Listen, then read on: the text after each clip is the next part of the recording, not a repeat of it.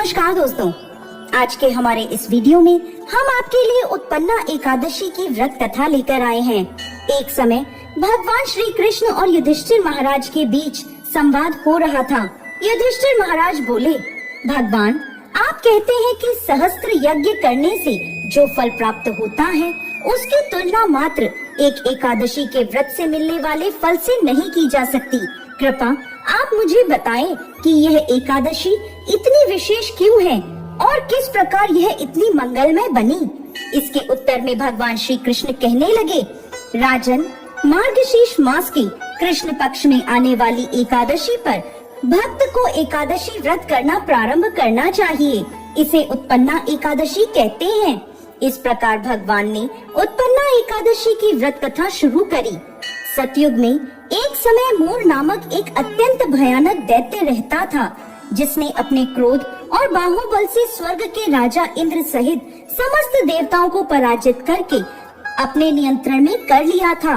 इसलिए इस स्थिति से मुक्ति प्राप्त करने हेतु ब्रह्मा जी की अध्यक्षता में सभी देवता शिव जी की शरण में पहुँचे और स्वयं को बचाने के लिए भोलेनाथ से प्रार्थना करने लगे। तब भोलेनाथ बोले, हे देवराज इंद्र, इस घोर कष्टमय स्थिति से आपको केवल भगवान श्री हरि मुक्ति प्रदान कर सकते हैं। इसलिए आप उनकी शरण में जाइए, वो अवश्य आपको संरक्षण प्रदान करेंगे। यह सुन सभी देवतागण भगवान श्री हरि की शरण में क्षीर सागर पहुँचे।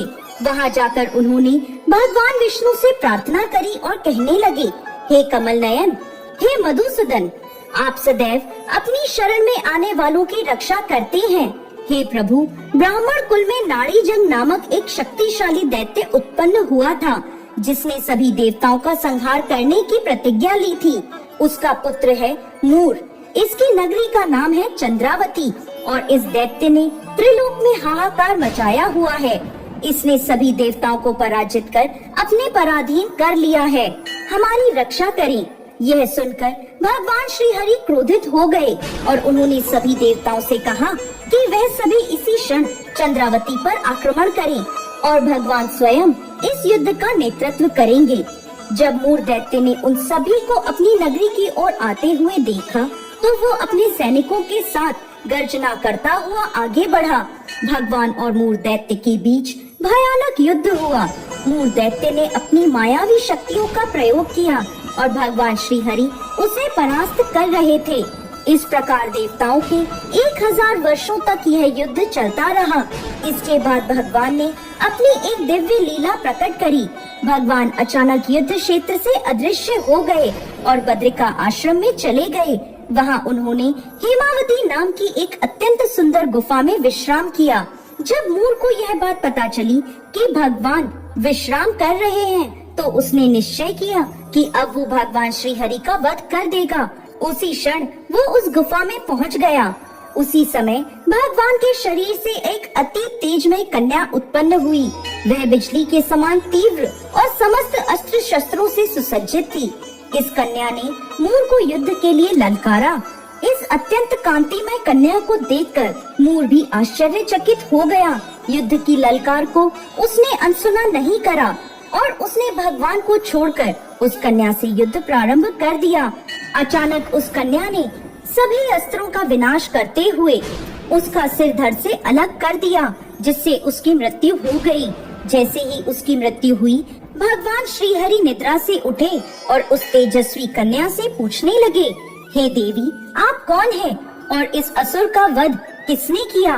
तब वह कन्या हाथ जोड़कर विनम्रता से कहने लगी, हे पूर्ण पुरुषोत्तम भगवान श्री हरि, मैं आपके ही दिव्य शरीर से उत्पन्न हुई हूँ और यह आपको क्षति पहुँचाना चाहता था, इसलिए मैंने इसका वध कर दिया।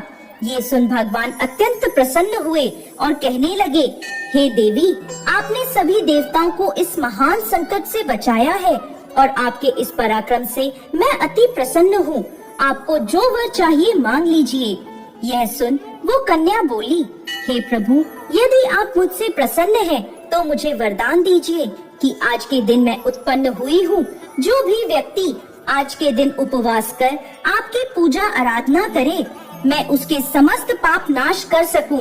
जो भी व्यक्ति आज के दिन संध्या के समय भोजन ग्रहण करे या संपूर्ण उपवास का पालन करे, आप उस व्यक्ति को सुख, संपत्ति और मोक्ष प्रदान करेंगे।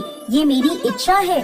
यह सुनकर भगवान श्री हरि बोले, हे देवी, आप मेरी आध्यात्मिक शक्ति के रूप में कृष्ण पक्ष के 11वें दिन उत्पन्न हुई हैं, इसलिए संसार आपको एकादशी के नाम से जानेगा।